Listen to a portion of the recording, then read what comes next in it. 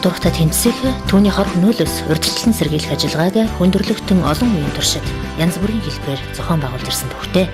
Дэлхийн улс орнуудын туршлага ололт амжилтаас үзэхэд согтууруулах хундааны хэрэглээг бууруулах ажлыг дараах 3 зарчимд тулгуурлан зохицуулж ирсэн байна.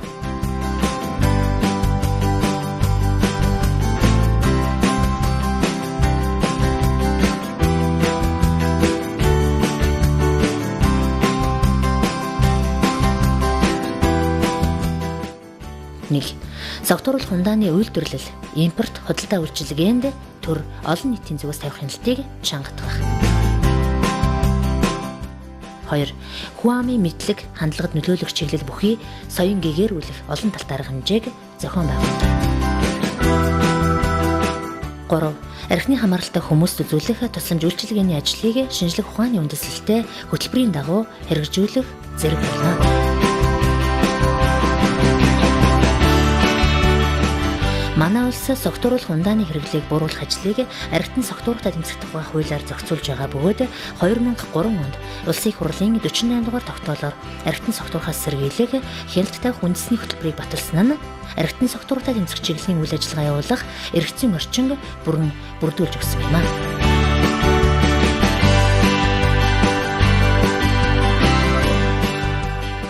Энэхүү хөтөлбөр нь 2003-аас 2007, 2008-аас 2012 гэсэн 2 үе шаттайгаар хэрэгжиж байгаа бөгөөд хөтөлбөрийг хэрэгжүүлэх үйл ажиллагаанд шаардлагатай хөрөнгө санхүүгийн бэрхшээлээс хамаарч 2010 он хүртэл тус хөтөлбөрийн хэрэгжилт биелэлт хангалтгүй байсан юм.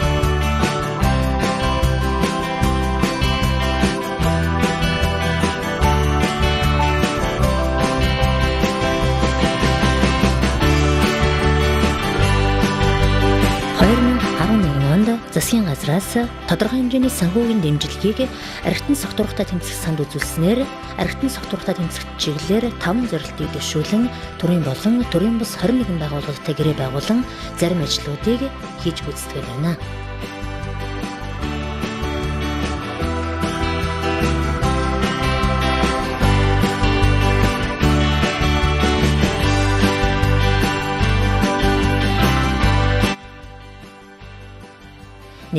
Архитан согтуурахтай тэмцэх түүнээс урьдчилан сэргийлэх талаар гарсан хууль тогтоомжийн талаар мэдээлэл, сурталчилгаа явуулах ажлын хүрээнд гэмт хэрэг гарах шалтгаан нөхцөлийн нэг болох архитектаас урьдчилан сэргийлэх ажлыг цахим мэдээллийн www.cig.aafc-ийн сүлжээгээр дамжуулан зохион байгуулж 2 сарын хугацаанд 1210 иргэн архитан согтуурахаас сэргийлэх үйл ажиллагааны талаар мэдээлэл авч цаашид хамтран ажиллах чиглэлээр төр захиргааны 4 төрийн бус 12 байгууллага мөн иргэдээс санал эргүүлжээ.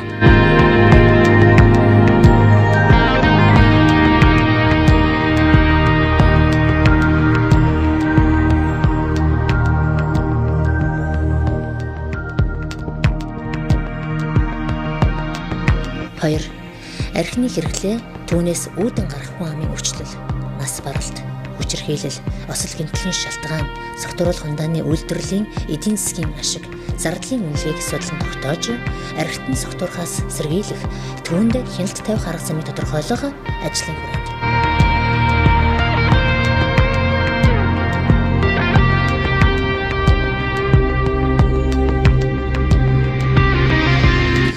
Согтууруулах хундаа импортлох эрх бүхий зарим боомтод бүтээгдэхүүний чанар, аюулгүй үзүүлэлт тодорхойлдог тоногт хөөрөмж авахт нь мэргэжлийн хэлтийн байгууллагад дэмжлэг үзүүлжээ.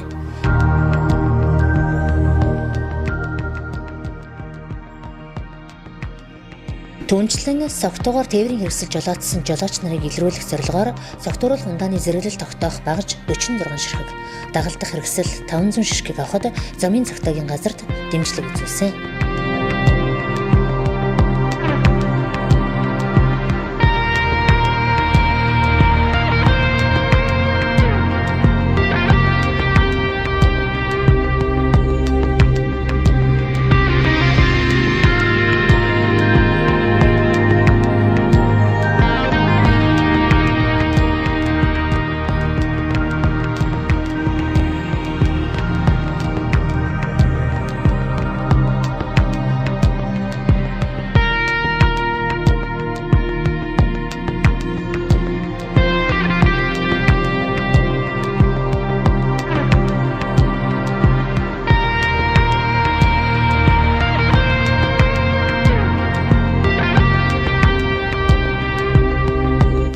Өсвөр үеийнхний дундах хар тамхи мансууруулах бодисын хэрэглээ, хор хөнөөлийн талаарх мэдлэгийн түвшин тогтоох судалгааны ажлыг улсын хэмжээнд зохион байгуулж явуулсан нь тухайн асуудлаар бодлого боловсруулахад шаардлагадах ач холбогдол өгч байна.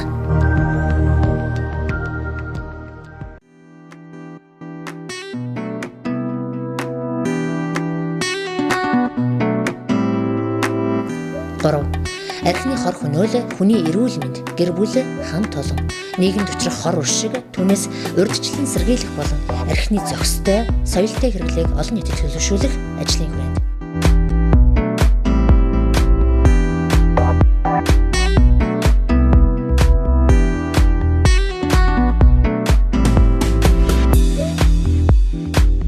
Архиталд мансууруулах бодисын хор хөнөөлийг урлагаар дамжуулан хүүхэд өсвөр үеийнхэнд таниулах зорилгоор цэвдэг эрдэнэс драмын жижиг, тусал нулимс, найзууд, бие гэр бүлтэй хайртай зэрэг уран сайхны киног төв орон нутагт сурталчлах ажлыг зохион байгуулав.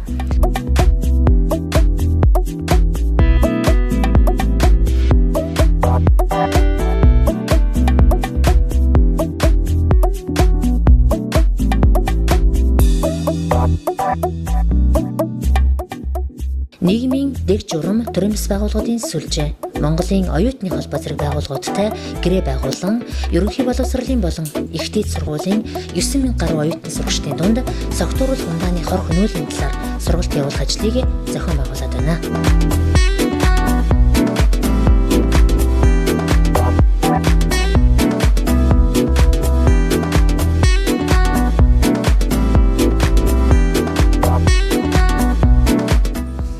Мэдээлэл сургалт сурталчилгааны материалын хүртээмжийг нэмэгдүүлэх ажлын хүрээнд 5 төрлийн тавхимал, 3 төрлийн зурагт хуудас, сургач багшийн гарын авлага, 3 төрлийг боловсруулан хэвлүүлж олон нийтийн хүртээл болгосон.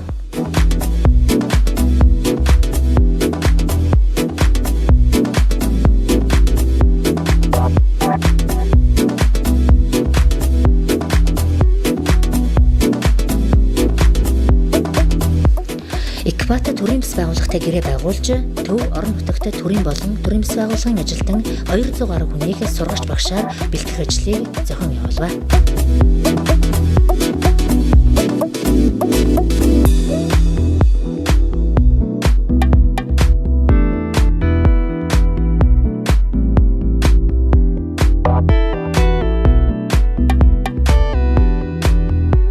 Согтуугаар жолоо барьж эрхийг асуулсан 361 иргэнд согтууруулах ундааны хор хөнөөлийн талаар боловсрол олгох сургалтыг Монгол өрх төрийн бас байгууллагатай хамтран зохион байгуулсан.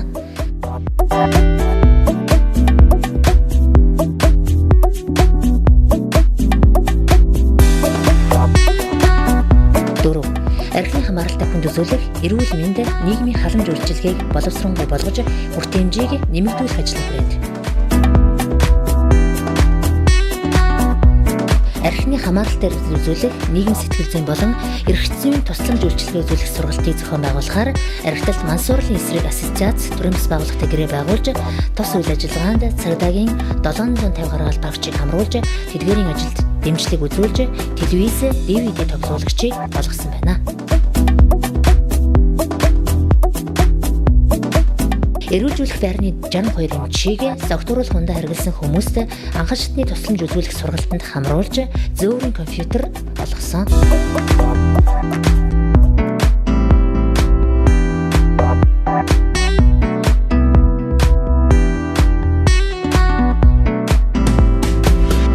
Архины хамаарлаас гарсан хүмүүсийн сэтгэц, нийгмийн чадварыг нөхөн сэргээх сургалт явуулах, нийгэмшүүлэх ажлын хүрээнд танин мэдхүй боловсролын клубүүдийн цогц үйлчилгээг Баянзүрх дүүрэгт нээн ажиллуулж байна.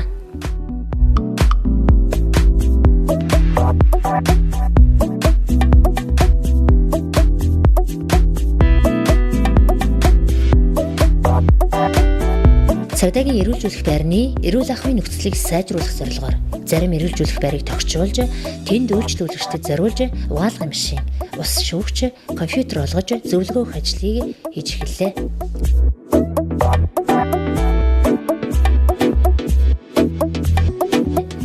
Архины хамааралтай иргэдэд тусламж үзүүлэх онлайн үйлчилгээг www.online.aada.mn цахим сүлжээгээр эрүүл аж төрх зан үйлийг төлөвшүүлэх чиглэлийн мэдээлэл нийтлэлийг бэлтгэн явуулах хэвлэл мэдээллийн 60 ажилтныг сургалтанд хамруулад байна. Хууль зүйн дотоод хэргийн яам гэмтэргээс урьдчилан сэргийлэх ажлыг зохицуулах зөвлөлөөс авч хэрэгжүүлсэн эдгээр ажлууд нь цаашид доктортой үргэлжлэн явагдах бөгөөд нийгмийн тулгамдсан асуудал болох зохицуулах хундааны хэрэглээг бууруулахад үр дүнгээ өгөх нь дамжиггүй юм а. Цаашид олон нийтийн оролцоонд түшиглэн салбар хоорондын уялдаа холбоог сайжруулах замаар архитын согтууртай тэмцэх ажлыг явуулах зорилт дэвшүүлж байна.